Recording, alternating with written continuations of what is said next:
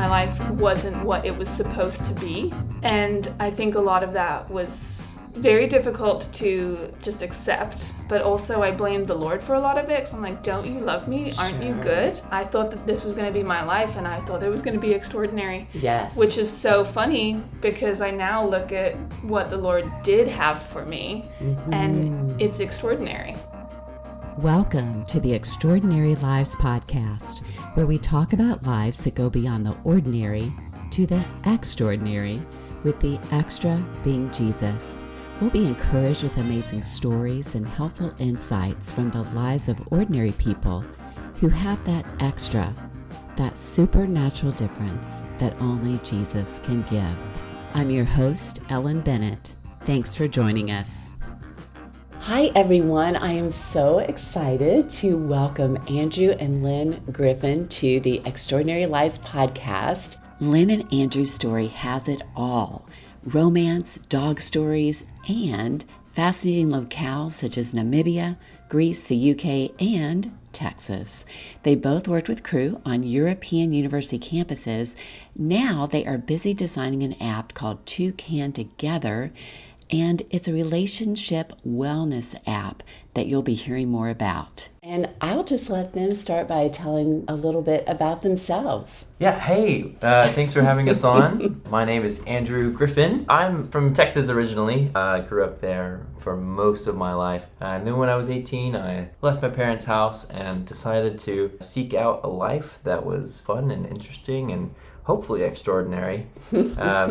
So I went to college to study theater, which was really exciting. I wanted to go to Broadway and be an actor. And my first year of university at Stephen F. Austin, that's where I really started following the Lord. And I'll tell you more about that later. But after Stephen F. Austin, my first year, I kind of bounced around to other universities and ended up going to Moody Bible. And after that, I joined an organization called Campus Crusade for Christ to do student ministry on campuses across the world. And they sent me to Greece, of all places. Kind of a weird birthplace of Christianity. It was really interesting to go to. I went to a university of about 20,000 students where I lived and worked there for 2 years. And during those 2 years, I met my future wife at a conference. Your current wife. My current wife. Yeah. She was my future wife. Future then. Yes. Future then, current now. And I think after my couple years in Greece, I wanted to do something exciting and something completely different. And I told myself I wanted to live a life that was worth reading about. So I ended up moving to New Hampshire to be a river guide and to run dog sleds. Wow.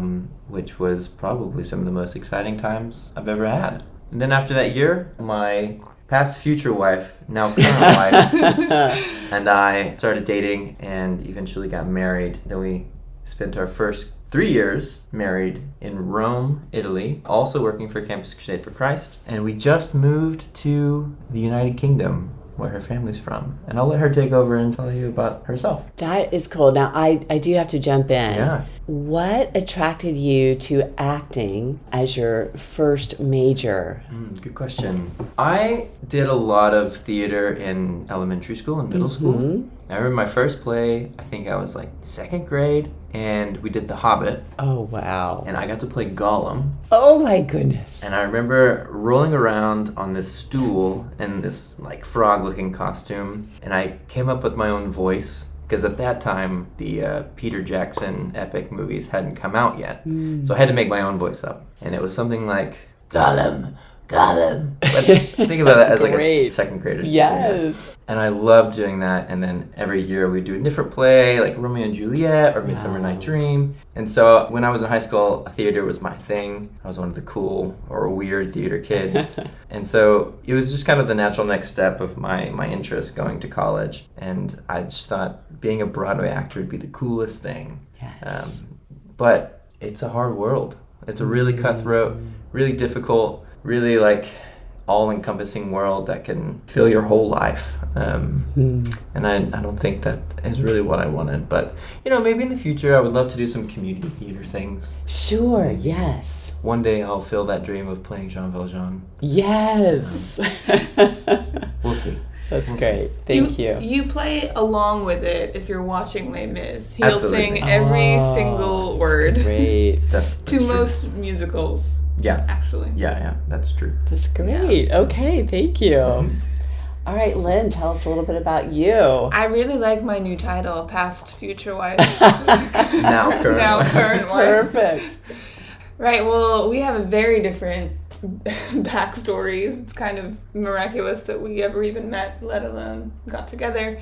But my parents are missionaries, and so we grew up in a lot of different places in the world, mostly between Southern Africa and the UK, which is where my parents are from. And I really enjoyed that aspect of life. I really enjoyed being the new kid. I think I went to 10 different elementary schools. Wow. And so I'm one of 4 girls, and it was harder on some of my sisters, and me and my younger sister really thrived in this environment of let's move to a new place, let's be the new shiny toy for a little while. And so I got to grow up in some of the most beautiful landscapes that I think exist, which is mostly, I would say, that Namibia, where I spent almost 10 years. The 10 most formative years of my life were spent in Namibia from when I was 6 to 16.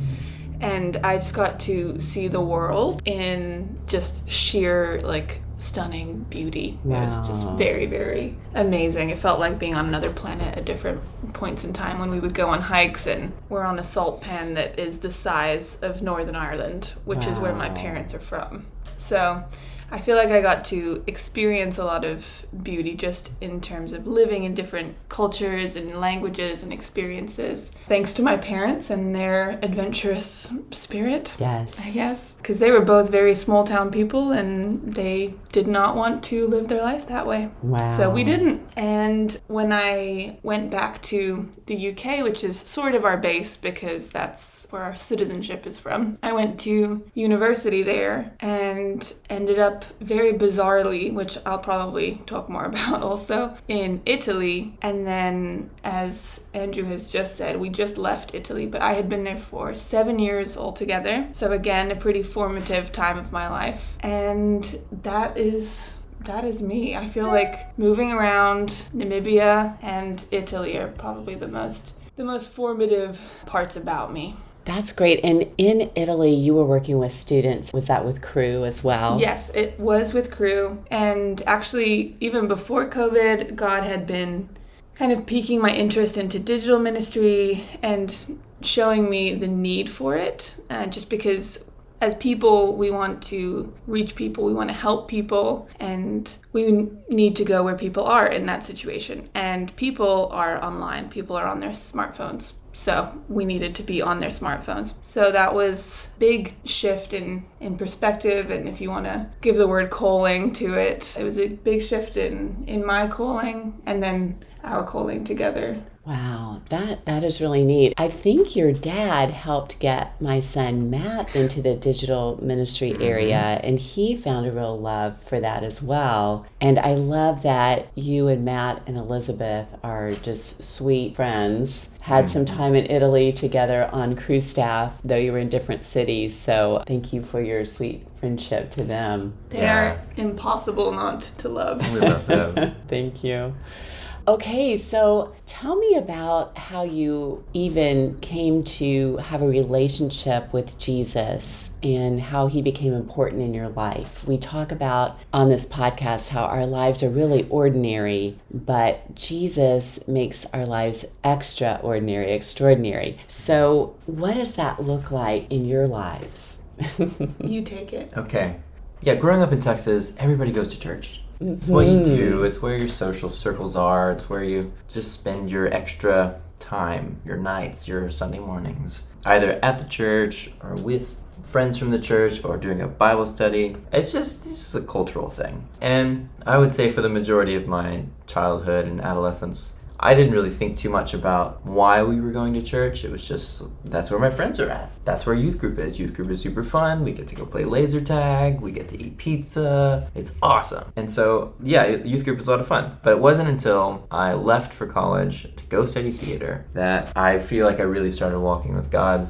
So my first semester, I was just all in for theater. I was, staying up late, practicing my lines, was doing, rehearsals until the wee hours of the morning. And I was just realizing how difficult the world of collegiate/professional theater is. And how much compromise there can be, because there's a lot of really wonderful people in theater, but it can be a very difficult world to navigate, especially as someone who wasn't really sure about their faith or where their convictions were. That was me.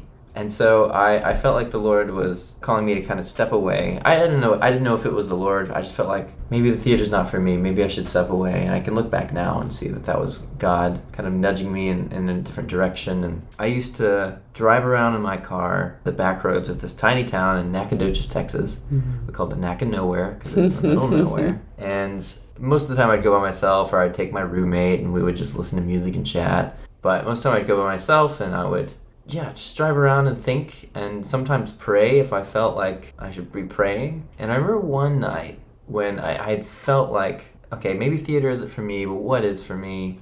Where should I go? What should I do? I wasn't really sure if I believed in God, because I just started meeting all these people that had different perspectives than me, that had different beliefs than me, that I really didn't encounter in small town Texas before that. So one night I was driving around and praying, like, God, are you real? Like, is any of this real? What's this all about? I remember asking God, like, if you're real, just show me something. Like, just make it happen. And as I was driving, I think it was like a nice, October night, and I had the windows down, and I felt like I should stop in the middle of this country road where there's nobody else. And it wasn't audible, but I felt like the Lord spoke to me in the way that He does. He said, look around. You see the trees? I made those. You see the stars? I made those. You feel the wind? I made those. You feel the air in your lungs? I'm sustaining that. Yes, I'm real and I'm with you. And I remember after that just being so convinced from that experience that God was real and God was personal and He was with me, that I didn't know where to go from there, but I knew for sure that God was real, and that impacted a lot of my future decisions. Wow. So he was going to give you that reassurance, and that's great. Thanks for sharing that. Yeah, it was a powerful moment. Mm-hmm. Yeah. I, however, always wanted reassurance and never felt that reassurance. So I think it's very interesting how God communicates with us so differently. I mean, He's made us so different. Yes. So it makes sense that He would communicate with us so differently. But as I mentioned, my parents are missionaries, so I grew up in a Christian home, and so God was always around. It was challenging for me to even entertain the concept that God did not exist, but it was challenging in the sense that, do I believe this because I believe this, or do I believe this because I've been indoctrinated by my parents? Yes. And so that was a big challenge for me, and I really wanted to not believe. And I don't know why, but I think maybe there was this rebellious spirit of, I'm different from you. So I wanted to not believe, but I just couldn't not believe. And there was a few moments in my teenage years where I was just very convinced, but it was all very logical. I think one of those moments was studying the Krebs cycle in biology class, and there's a part of a cell where a wheel within a cell turns a specific way, and that allows for photosynthesis to happen, which allows for oxygen, which allows for us to be able to breathe and exist. And I remember thinking, if this one wheel did not do this one thing, then all of life would cease to exist. And that blew my mind. And I was like, oh man, I think God exists. And it was very annoying because I didn't want to follow the rules like my parents really wanted me to. Yes. And so there was a couple of different points during my life where I was almost forced to logically accept that God was real and God was a creator. I think that was my intro to having a relationship with God, was just accepting and appreciating His creation and Him as a creator. And so that's always been a very impactful way as to how the Lord communicates with me, is through nature. And during my time as a teenager, there was some hurt. There was a relationship breakdown. I had a plan for how my life was going to go. I was so certain about it, and it did not go that way. And I can sit here, I think it's almost 15 years later, saying, thank goodness, thank you, Lord. I'm so happy it has gone the way it has gone. But at the time, it was very painful. I mean, life is painful when you're a teenager. Yes, it is. But it was very painful, and I went through a few years of just complete self-sabotage and just seeking out bad situations. And it's so strange now that I can see that with some hindsight in terms of how the Lord protected me. Wow. And I mean, I think about, I had a terrible breakup, and soon after I went to Thailand with a girlfriend who was maybe not the best girlfriend. And the Lord protected me in ways that it just blows my mind even today. And so I think there was just a period of time where I was almost toying with my life and toying with God as well. And then I met some Christians in Italy, bizarrely enough, on my study abroad year. And during that time, it was in Bologna, actually. Wow. And they were on crew staff, and they were the first Christians I had ever wanted to be like, which is a strange way of putting it, but they were Christians that I considered cool, which sounds a little harsh to say, but my experience of Christianity before that had been advertised by people who I just did not want their lives. Growing up in a missionary context, it had been my life, and maybe not everybody feels this way, but sometimes you want to reject what your background is. And so I didn't want my parents' life. I didn't want my parents' friends. I wanted my own life. So this time in Italy was very life-changing in the sense of it opened my eyes to, Christianity is not all hypocritical, and Christians can be fun. And that just had not been my experience growing up in a missionary culture as an expat. Many people's experience could be very positive, but my experience had not been that positive.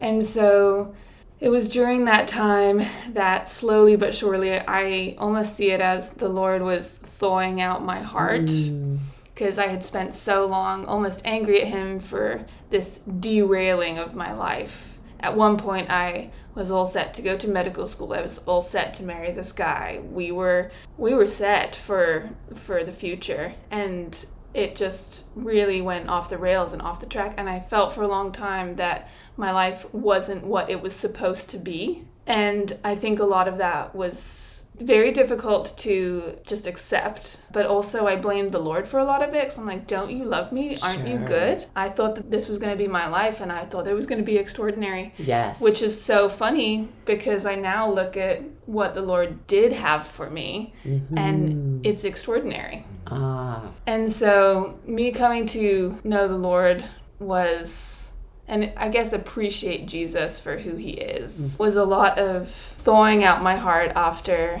intentionally shutting him out and intentionally sabotaging my life and my potential relationship with him. Wow, thank you for sharing that. That's really raw and real, and I think we all can relate to the plans that we have that sometimes don't turn out, or especially things of the heart. I mean, relationships and breakups are so devastating, and it's great to see how God just led you very faithfully and patiently, it sounds like, through all of that. And look at you now. Tell me how you guys met. Yeah, here we are now. Yeah, we tell the story of how we met. It's always how did that happen? Yeah, it's always how did that happen? That has to be a God thing. So I think we both kind of touched on. I spent some time in Greece, and Lyn also spent time in Italy. And there was this conference for all of the interns in Spain where they just go to rest, to be rejuvenated, to be encouraged for the rest of their internship year. So we met there, and I saw her. She's a tall, stunning woman. Yes. And I was intimidated, but very intrigued. and she did not think of me twice. I talked to you. You did talk to me. That was very kind of you. I think it's like a pity thing. But we ended up just chatting. I think the first night we went to a pub with a lot of people, and we ended up being the ones who stayed behind until like 1 or 2 in the morning. We shut it down. We were talking about all the similar interests we had, which was so weird because we knew that we come from such different worlds, different places. We had so many things that we enjoyed that was the same, so many common interests. So we just chatted forever. And then a year and a half passed. We would keep up every now and then, just texting like, hey, what's up? What's going on? Whatever pop culture event was happening, we would talk about. Yeah, the Gilmore Girls, like A Year in the Life came out that year. Both of us are big Gilmore Girls fans. Yes. And so we texted about that. We're like, oh my gosh, are you watching this? This is amazing. It's great. It wasn't that amazing. I'd give it like a 6 out of 10. But, so we keep up every now and then. But one year, I had moved to New Hampshire, and she was flying to Chicago, right? Mm-hmm. To talk at a intern briefing, because she was on staff with crew at that time, and I was not. But she was flying through Boston, which is pretty close to New Hampshire, and she texted me. She was like, hey, like, where are you? Do you have any free time? And in my American mind, I was like, Boston's a 3-hour drive. I can drive down for the day. It'd be fun, easy peasy. It'd be cool to, like, have a Northern Irish friend.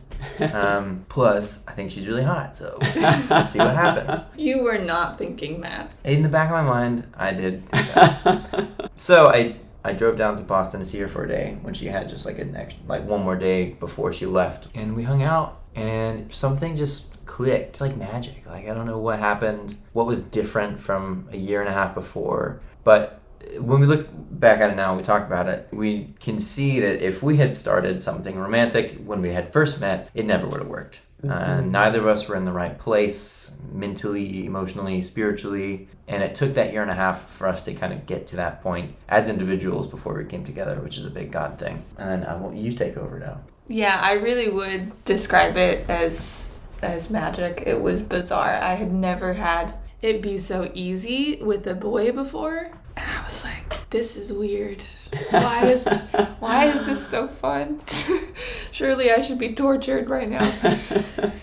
So we re-met in Boston, and then we played that horrible text game for about a month, where we acted like it was completely normal to be texting these very deep things at all hours of the day with this person that you barely really know. We were in different time zones. Yes.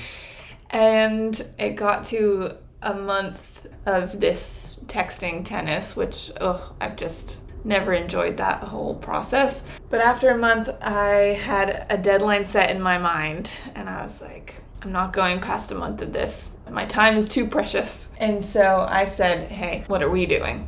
And then Andrew said, can I FaceTime you? And I'm like, oh goodness, I was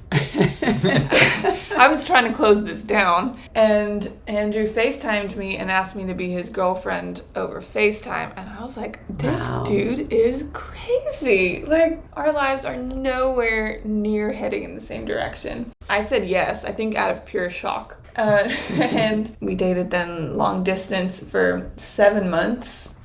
I'm skipping over some very intense freakouts on my end that I kept fully secret from Andrew.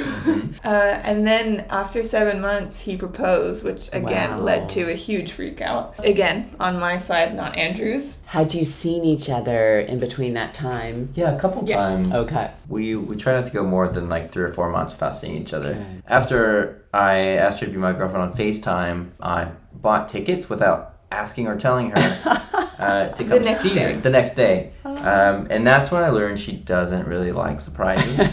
Because I called her and I was like, when does your train get into Edinburgh? And she told me, I was like, okay, cool, my flight gets in then, and then we can meet over here. And I think her face just like went pale, and she had this look of just complete surprise and shock. She was like, what? I was like, that's a really weird joke. I don't get it. Not a joke. So 2 weeks after that, that's when we saw each other for the first time in person. To I think kind of like really solidify that we were in a relationship. Yes. And I drained my bank account for that. Multiple times. Multiple times this year. Wow. After we got engaged, we were engaged for a year. Again, we were long distance. I had to come back here to the States, and she stayed in Italy. And so we planned a wedding from far away, and we got married. And very soon after COVID happened, so we went from extreme long distance to extreme proximity, being locked down in a very small Roman apartment. Mm-hmm. But God was very kind to us in our rental because it had outdoor space, which is not something to be taken for granted in Rome. So Andrew ticked off all of the lockdown bingo. He made bread. He grew a lot of plants. Did. And I got to enjoy the bread and the plants from the comfort of my couch. Yeah. That's great. That's great. Yeah, that's it. Oh, good. It seems like at first you were involved in student ministry in Rome. Tell me a little bit about that and your heart for students, for Jesus, and then now digital ministry. Tell me a little bit more about your heart for Jesus and his kingdom and what he would like to do here in the world. Student ministry affected us both when we were students to the point of completely changing our life and forcing us in the best way to really reconsider who we were, what was important to us. And so we really benefited from student ministry, and it was during our student years that our faith became our own. And we wanted to be able to do that for other people because it had been such a good experience for us. Yeah. I would say there was an older student that would just offer to get coffee with me every now and then. And sometimes it felt like he was pestering me, but like in a good way. He'd be like, hey man, like how you doing? Just want to hang out and, see what life is like. And it was because of that guy. He was so patient and answered a lot of my questions that I thought Jesus was the way. I came to believe that Jesus was the way. Where was that? Stephen F. Austin, Texas. Okay, good. Mm-hmm. Yeah, so student ministry for us as students, being on the receiving end, was a highly positive experience. And that was the kind of birthplace of our heart for other students was, do unto others as you would have them do unto you. Like, I wanted other people to have this good experience. I also really struggled during my university years or just being a student. Being young is really hard, I think. I mean, now I'm 30, and that's by no means old, but I'm realizing that's hard too. So I don't know if there's ever a point where it's not hard, but there is something about your younger years from when you're like 18 to your mid-20s, and it's a really difficult time, and most people are just so influenced by the world around them, and it's hard to tune out the noise and listen to yourself in that situation. So I wanted to help people do that. And so when we graduated, there was this opportunity to do a 1-year internship, which is how they get you. And so we both did a 1-year internship that then turned into 2 years. And Andrew went on a different path, as he mentioned, where he wanted to go to New Hampshire and live a life worth reading about. And I stayed in Rome because I just kept wanting God to call me into something else, and he never did. And so I was very happily living my life in Rome and really enjoying investing and spending time with students. And so it was during that time where we could understand this need for digital ministry and could see that you can really reach people online. People make decisions online. People become who they are online. They communicate with communities online. It's just a part of life now. And so we both wanted to be there for people in that. Yeah, I think once COVID happened, when we were in Italy, which was like the epicenter of COVID in the Western world, everything was shut down. You couldn't see your friends. They had really, really harsh lockdown policies. So we were stuck in our homes, and we weren't able to see the students that we normally would, or even our other friends or even colleagues. So we had a couple of like online channels to interact with students and young people. And Lyn had been working on these digital channels for a while. But we realized that this was an opportunity for us to really lean into that. And we knew that people were like us who were just spending your entire day on your computer, whether you were working or doing online school or just wasting time, you were on a screen. And the things on that screen can vary from really ridiculous ads about stretchy pants to like just, I don't even know, whatever else. But you don't really often see ads for Jesus unless you go out of your way to follow accounts that are explicitly Christian. You don't really see any of that positive biblical messaging.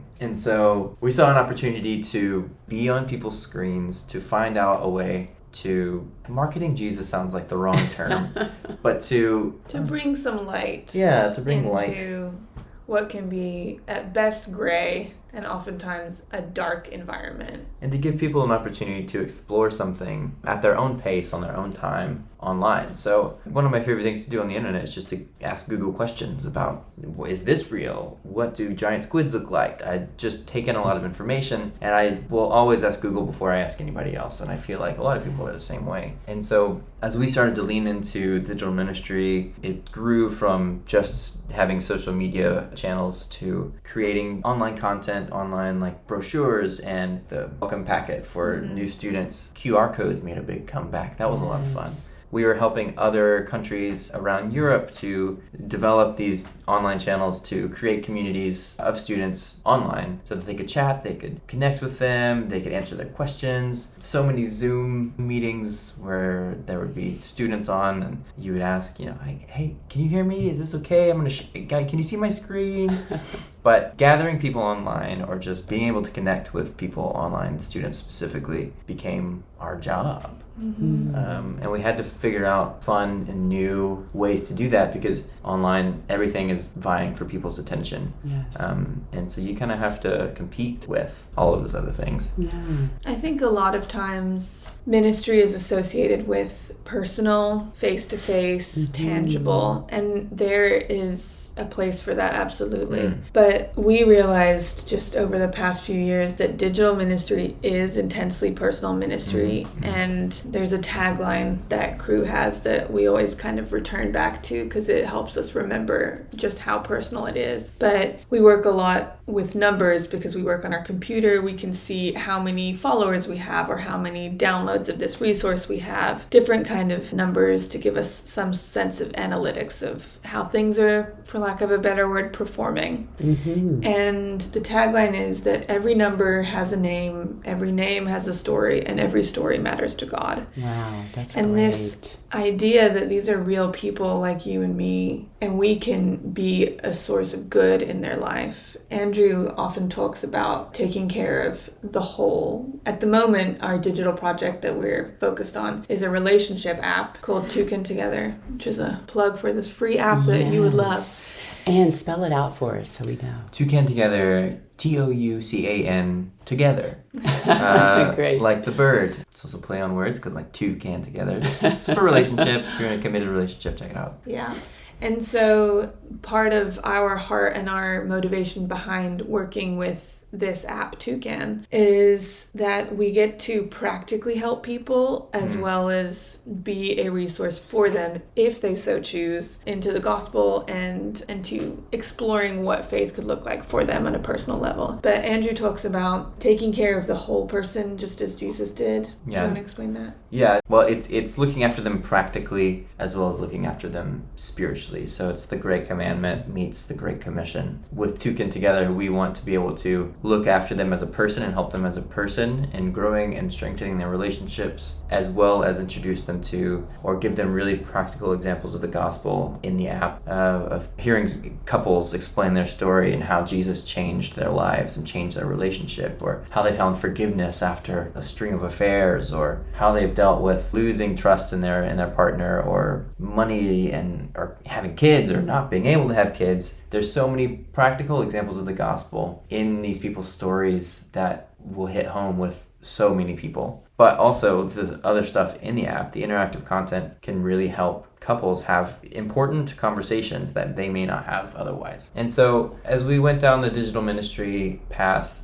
we kind of came up with our own mission statement, which was to create an environment online for people to experience Jesus. And I feel like we're doing that. That's our heart. That's our heart, yeah. That's great. What I love is it sounds like you're saying too that Jesus can make a difference in just the ordinary life. Mm-hmm. And by even making it extraordinary, it doesn't necessarily mean that, wow, everything's going to go great and be perfect and awesome, but just that he can really add that extra that we all need, that we can even cling to at times and really help us, guide us, and give us that individual attention and love that we all long for because he created each one of us. But I love how you're actually sharing stories of real people who have felt an impact from Jesus, from Christianity. Yeah. So I love that. Yeah. I love what you're doing. I can't wait to check it out myself. Thanks, yeah. Pretty cool. Yeah, it's still a little baby app. It's only 4 years old, I think. 4 or 5 years old, something like that. So we're excited for the potential reach that it has and the potential it has to help people. Yeah.